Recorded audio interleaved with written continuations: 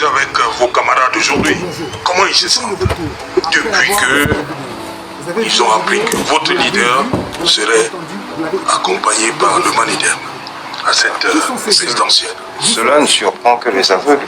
Oui. Ou alors ceux qui ont refusé de voir et notre parti politique, le Mouvement pour la Renaissance du Cameroun, et son leader, autrement que par les mêmes yeux qui regardent leurs femmes, leurs enfants et leurs amis à la maison, ceux qui sont ostracisés. On peut ne pas aimer Kamto, qu'on ne lui refuse pas une chose, c'est qu'il est intelligent, puisque des intelligences comme moi sont derrière lui et à ses côtés. C'est parce qu'on reconnaît qu'il a un plus qui peut nous emmener beaucoup plus haut. Un parti politique qualifié de petit par beaucoup vous dit depuis 1 an et des poussières qu'il sera candidat. Bon, au moins grâce à cette élection, le niveau de droit du Camerounais moyen aura augmenté. On a vu les professeurs, les docteurs.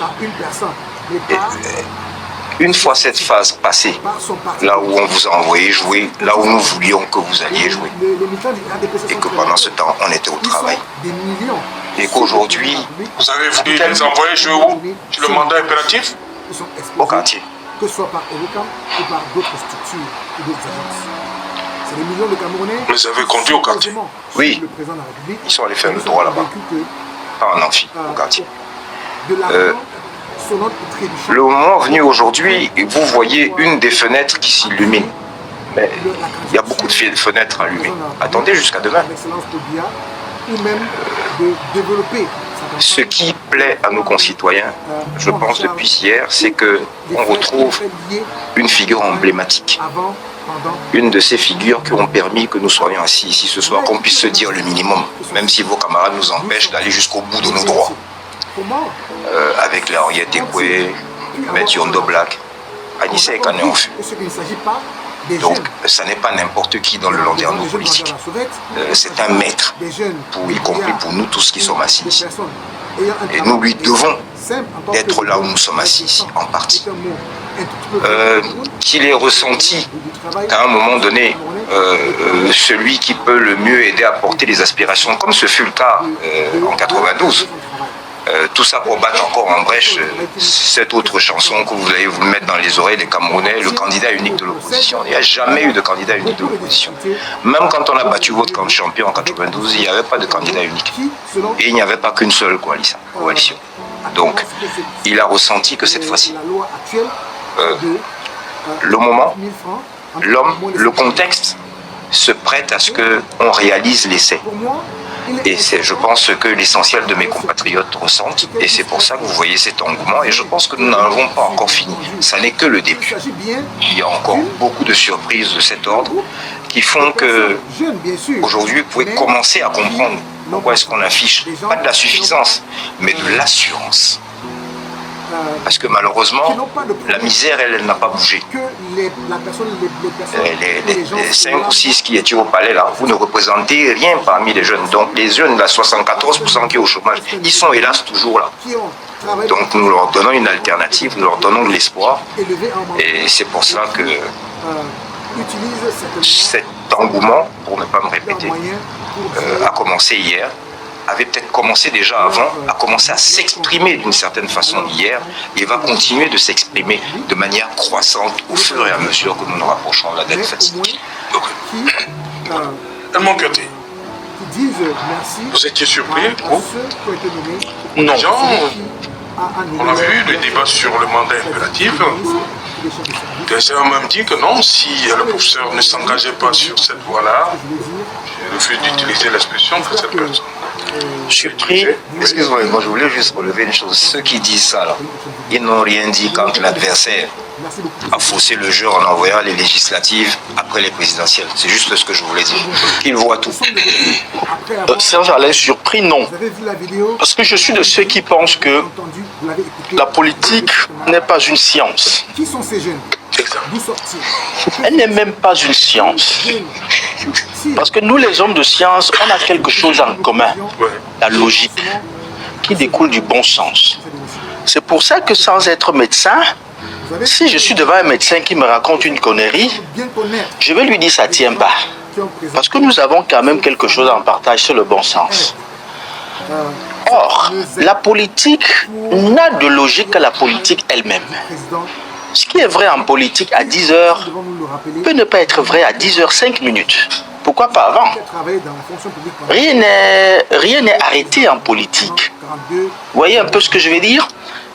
Si vous avez suivi les différentes sorties, tout est dynamique, rien n'est statique. Même pas pour un laps de temps. Rien n'est statique.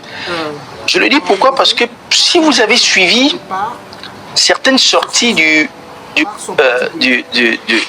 d'Anissé, vous auriez cru qu'il développe une acrimonie et même de l'aversion à l'égard du professeur.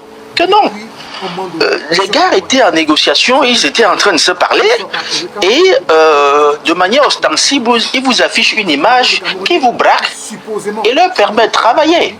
De même, il faut quand même reconnaître que nous, en finance, on parle d'ingénierie financière. Ça dit que la capacité à pouvoir créer de l'argent ex nihilo. Et ça peut étonner celui qui n'est pas habitué à ces mécanismes-là. Mais j'avoue que Charles Ndikam et son équipe, le prof également, ils ont fait preuve de beaucoup d'ingénierie politique.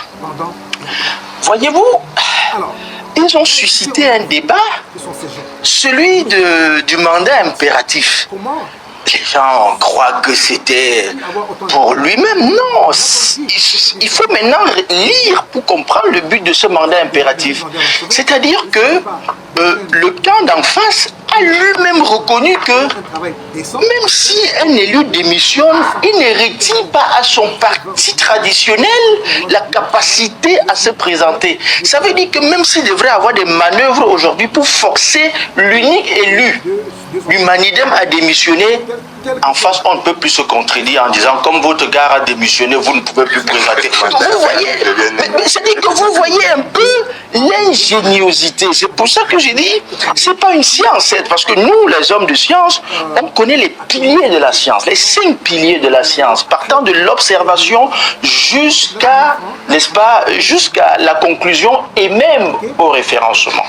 Ça, ce sont les piliers de la science. Mais en politique, il n'existe pas ça. Il existe tout simplement ce qu'on appelle l'ingénierie pratique.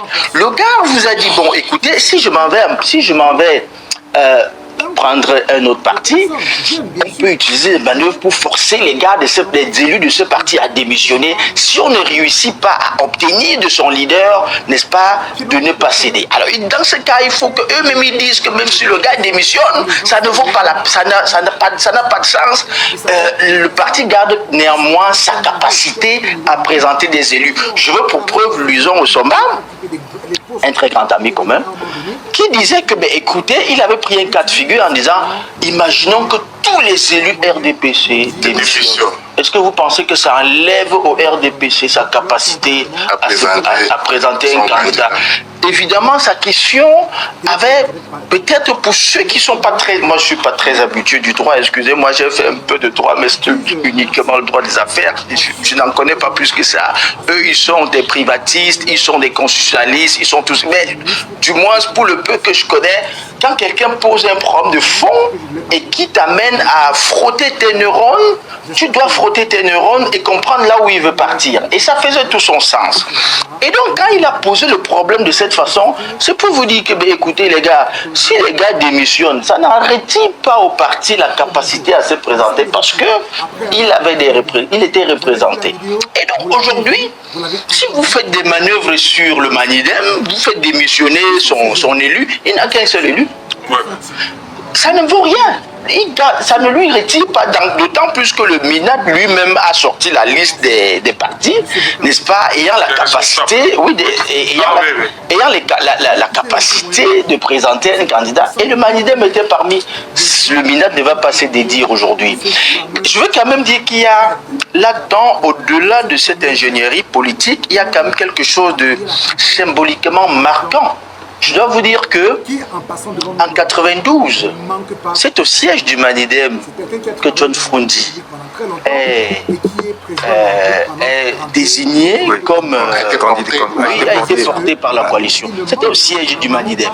Ce siège, je ne sais même pas si entre 92 et 2025, on a même changé la peinture. Je crois que c'est la même peinture, défraîchie ou tout ce qu'on veut, mais c'est la même peinture, c'est la même maison, peut-être même le même mobilier. Et donc il y a là quelque chose de symboliquement très fort, un clin d'œil de l'histoire. un clin d'œil historique, symboliquement marquant et très fort. C'est le même Anissé qui, bien qu'étant une figure prégnante de la politique camerounaise, sur le plan historique, il faut le dire quand même que peut-être la jeune génération ne le sait pas, mais Anissé, historiquement, c'est quand même une figure très marquante, c'est-à-dire que sorti de l'UPC, anciennement exilé en France à cause de ses opinions politiques, de par ses parents. Après le discours du président dit que vous n'avez pas besoin. Vous n'avez pas besoin de prendre le maquis pour exprimer vos opinions. Ils sont rentrés ici, ça n'a pas été facile. Il a connu une période assez trouble et assez turbulente avec Yondo Black, l'affaire Célestin Monga. Ils sont allés même arrêter quoi? Ils sont même allés en prison. L'histoire retiendra que c'est grâce à la manœuvre d'Anissé Kani qu'on a réussi à faire sortir une autre qui allait à RFI. Il y a eu un tapage tout autour. Ça, beaucoup de gens ne le savent pas. Et donc, tout ça, le même Kani aujourd'hui, entre 92, si vous voulez, il a été, il a été traité de tous les noms d'oiseaux à un moment donné. Il a été mangé à toutes les sauces. D'aucuns ont même estimé qu'il ne jouait pas franc jeu. D'aucuns ont estimé qu'il était politiquement mort, qu'il n'avait plus, n'est-ce pas, il n'avait plus cette prestance politique et qu'il ne tenait plus et que son Manidem, fort de son élu unique, ne représentait plus rien.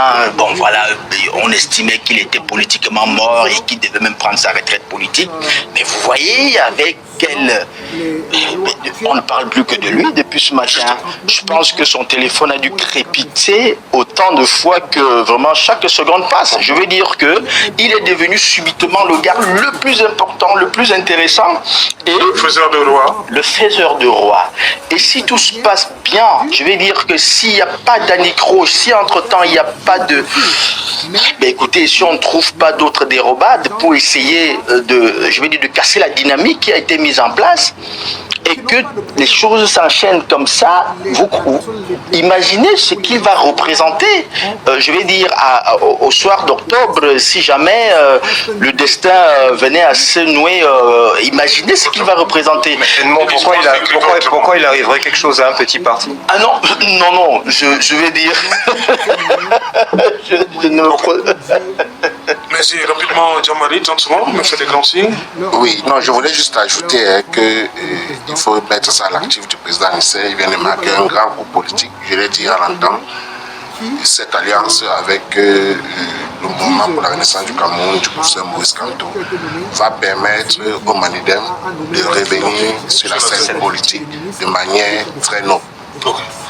Cabinet ministre, directeur du cabinet civil sont allés pour la déclaration du président Biya. Pourquoi au MRC ça traîne? Vous nous avez dit que même si on convoque le corps électoral à n'importe quel moment, le lendemain vous déposez. Pourquoi ça traîne encore du côté du MRC? Je ne peux pas faire fi du sujet d'entame pour lequel mon compatriote a pris 10 minutes. Qui sont ces jeunes? Non, il n'a pas pris. Non, laissons-le. Enfin, c'est pour dire qu'il s'est bien exprimé. Donc, c'était pour lui tout seul. Non, non. Ma question, vous voulez vous répondre à tout prix, je vais y revenir. Répondez-moi d'abord. Nous sommes au 6e jour. Voilà, le professeur Maurice Kamto. Il va déposer, tout le monde attend. Attends, avec votre permission, la loi donne combien de jours? 10 jours. Chacun choisit son timing. Oui. Pourquoi? Parce qu'on a annoncé les premiers il y a un an, un peu plus. Nous devions être les premiers à y aller. Donc nous prenons notre temps. L'essentiel, c'est que nous restions dans le cadre de la loi. Donc on va attendre patiemment. Demain, peut-être après-demain, peut-être lundi, je ne sais pas. On va attendre patiemment. Voilà. Mais je prends note de ce que les bribes qui sont diffusées ici et ailleurs rencontrent un certain engouement. Je n'en suis pas surpris parce qu'on a travaillé pour cela. Je n'en suis pas surpris parce que les Camerounais sont en quête de changement et que ce qui semble pointer à l'horizon est signe d'une rencontre, une grande rencontre entre Camerounais pour bientôt. Donc ne vous inquiétez pas pour nous, nous sommes effectivement prêts. On le montre au quotidien. Je crois que... Aucune appréhension? Aucune. Vous êtes serein? Oui, très serein. On fait jouer les gens là où on veut qu'ils jouent et nous on fait ce qu'on a à faire. Donc demain, du côté de la direction de l'ECAM, vous allez accompagner le prof, tambour et trompette? Mais ça dépendra des Camerounais. Ce sont eux qui prennent souvent l'initiative de l'accompagner avec tambour et trompette. Sauf, et puis comme je ne veux même pas dire, sauf quand nous tenons des meetings, puisque nous n'y avons pas droit. Mais j'espère qu'une fois la campagne ouverte, à ce moment-là, nous les appellerons. Mais ceux que vous verrez demain, c'est ceux qui auront l'initiative de le faire. Donc je ne doute pas qu'ils soient au moins aussi nombreux que ceux qu'on a vus aujourd'hui ici. Je ne vais pas vous refuser ça rapidement. Donc sur les 40 millions, donc 30 pour payer la caution du candidat Paul Biya. J'aurais voulu que ça atteigne 100 millions. Pourquoi? Parce que c'est l'argent du trésor public qui retourne au trésor public. Non, vous avez bien suivi, c'est ça? Voilà, je dis ce que moi je dis, non, ça m'engage que moi, je dis que c'est l'argent du trésor public. Mais vous avez en face de vous quelqu'un au trésor public. C'est le trésor public? Il dit ce qu'il veut. Ce que je veux dire, c'est que si ce que j'ai vu là, on se connaît en détail au Cameroun, si ce que j'ai vu là sont ceux qui sont représentatifs de ces jeunes-là, c'est l'argent du trésor public qui retourne au trésor public. Donc j'aurais même voulu qu'ils cotisent plus. La remarque la plus importante que j'aurais voulu faire, c'est que c'est une avance. Oui, donc ils continuent. S'ils peuvent rembourser tout, ça va nous arranger. Nous, on a besoin d'argent quand on va prendre les choses en main au mois d'octobre. Donc, on a besoin que tous ceux qui ont pris de l'argent par devers eux le ramènent. C'est à ça que pour nous servirait le TCS, pas de les mettre en prison et puis qu'ils continuent de jouir de cet argent-là. Ce que je voulais dire, c'est que j'ai la forte impression, et ça n'est plus qu'une impression, que depuis 2 ou 3 semaines, un parti politique a pris en otage une institution, qui est la présidence de la République. Tout le monde y va et pour tout et pour rien. Et un parti politique qui a déjà monopolisé les maisons du parti, qui ne lui appartiennent pas, qui appartiennent à tous les Camerounais. Les ont déjà mobilisés sur toute l'étendue du territoire. Ça ne leur suffit pas. C'est à la présidence de la République maintenant qu'ils font leurs réunions de parti, etc. Je trouve ça fort dommageable. Et eux qui ont l'habitude d'utiliser de gros mots, patriotisme, comment on appelle ça encore, les mots me manquent même pour qualifier ce type d'attitude. Le palais de la République, le palais de l'unité et le palais de tous les Camerounais. Et je pense que celui qui y est, lorsqu'il y est, il est le président de tous les Camerounais. S'il veut parler à ses ouailles, ils ont des bureaux, je crois, quelque part en ville. C'est là-bas qu'il devrait recevoir ces gens-là. Et sinon, l'initiative de ces jeunes-là, je vous dis ce que j'en pense. Je suis très heureux. Je voudrais que le montant grimpe, parce que c'est le trésor public qui en bénéficie. Edmond Curté, je l'ai dit, les figures, c'est-à-dire ceux qu'on a vus à la présidentielle 2018, beaucoup ont déjà déposé leur déclaration. Quelle lecture de cette première configuration? Honorable Joshua aussi, c'était ce matin à Bamenda. On va revenir sur ce symbole-là. Joshua aussi, Gabriel Libi, Peter Biya lui-même et sûrement le professeur Kamto demain. Voilà, sur ce qui est en train de se dessiner. Disons que pour l'instant, nous sommes restés dans la configuration déclarative de la candidature que nous avons connue depuis, c'est-à-dire que les personnes qui ont, dès les premiers instants, annoncer leur intention de candidater à cette fonction prestigieuse et suprême. Ce sont ces personnes qui se sont déjà bousculées, même si chacun a choisi de le faire à sa façon. Vous avez par exemple vu que Joshua aussi a décidé de rentrer dans ce qui est conventionnellement et globalement considéré comme le fief du SDF, c'est-à-dire que le Nord-Ouest, nonobstant les problèmes sécuritaires que nous connaissons là-bas, il a décidé de braver cela. C'est tout à son honneur, il faut apprécier cela, parce qu'il faut de temps en temps continuer à faire savoir que cette partie-là, je veux dire le Nord et le Sud-Ouest, font partie intégrante du Cameroun, et que de ce fait, ces régions devraient bénéficier, je vais dire, des mêmes ambiances et de la même attention, de la même considération que toutes les autres régions. Et donc, c'était très fort, l'honorable. Oui, j'ai beaucoup apprécié cela. C'est vraiment, il a joué là, je vais dire, un grand coup en faisant savoir aux Camerounais que vraiment, qu'importe la situation, le contexte sécuritaire en ce moment, le Nord-Ouest et le Sud-Ouest continuent de faire partie intégrante du pays. du territoire camerounais et donc devrait être associé au même titre que les autres régions, bénéficier de la même attention, je vais dire connaître le même engouement, rentrer dans la même ambiance festive, n'est-ce pas, si vous voulez, des échéances qui profilent à l'horizon. Et donc ça, c'était très bien, j'ai vraiment apprécié cela. Maintenant, on a vu tour à tour ceux qui se sont déjà prononcés. On a le président Paul Biya qui aujourd'hui a marqué le couronnement de tout ce que nous avons connu tout au long de cette semaine depuis la sortie cacophonique un peu des membres du gouvernement relativement à sa candidature. Aujourd'hui, finalement, il a mis fin à toutes les supputations. Il est candidat désormais. Il restera donc aux instances, je vais dire, qualifiées, compétentes en la matière, de dire si oui ou non, n'est-ce pas, XY qui a déposé sa candidature, l'a fait dans les règles de l'art, respecte, l'a fait conformément aux dispositions textuelles, notamment le code électoral. C'est eux qui vont se prononcer désormais et le cas échéant, ça va donc aller chez le juge électoral, le conseil constitutionnel. Et donc, nous attendons, il y a encore 3 jours, c'est jusqu'à lundi, il me semble, parce que c'est 10 jours. 10 jours, ouais. Il faut donc rappeler 4 jours. Donc, vendredi, samedi, dimanche, lundi. Voilà, il faut rappeler que tous ces 10 jours sont œuvrés. Ouais. Donc, ces jours-là sont exempts des jours fériés et des jours des week-ends, qui ne sont pas généralement des jours œuvrés.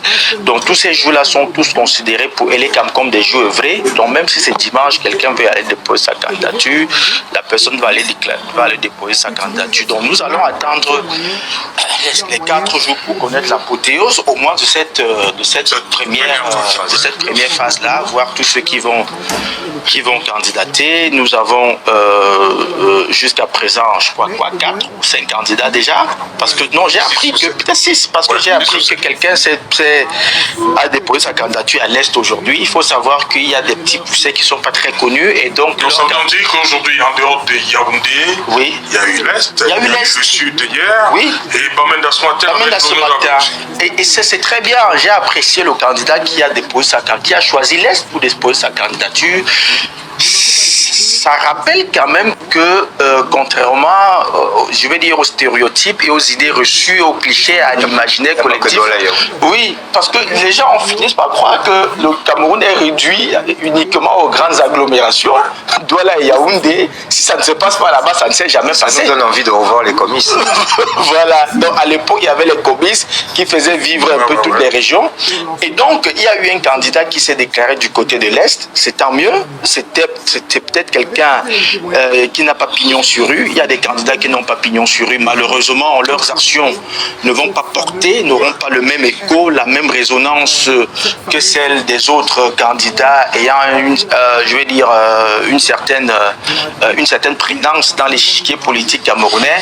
Et donc, vous allez voir par exemple, demain, j'ai lu dans les réseaux sociaux que le président Maurice Kamto allait déposer sa candidature vendredi, c'est-à-dire demain. Et donc, je pense que ça va... Le ministre Tiroma. Voilà, ainsi que le ministre Tiroma. Je crois que ces 2 candidatures ça va faire un grand ramdam médiatique, un peu tout le monde va... Mais parce que c'est des poids lourds, il faut le reconnaître. Hein. Je veux dire, vous qui êtes un peu habitué, Serge Alain, aux grandes compétitions. Espérant que ça ne va pas nécessiter une déclaration de manifestation. Je ne crois pas que ça va nécessiter. Si d'aventure certains militants et sympathisants choisissaient d'accompagner leur leader pour le dépôt de candidature, je ne pense pas que ça devrait faire. Je crois que cette période est frappée d'une certaine particularité. C'est qu'on permet quand même aux gens... C'était juste un peu de temps. Tout à fait. J'ai très bien compris ça, crois-moi. Et donc, je pense que demain, nous allons assister à des grands moments. Et jusqu'à lundi, nous allons assister à des grands moments. Et je suis très flatté. Ils sont nombreux encore. Hein. Il reste Espoir Matomba. Oui. L'honorable Cabral Libi aussi, donc qui n'est pas encore. Non, déjà. Il a déjà fait aujourd'hui. Il a fait Batista Tomaino qui n'a pas encore déposé. Bello Bouba qui n'a pas encore déposé. Et donc, nous attendons encore des grands moments de cette première période-là. Nous attendons encore des grands moments avec ces grands acteurs-là, parce qu'il faut dire que, je le j'étais en train de dire, Serge Alain, vous qui avez l'habitude des grandes compétitions footballistiques, il faut savoir que lorsque le match de Barcelone est programmé, ou de FC Barcelone ou du Real de Madrid est programmé, ça n'a pas la même...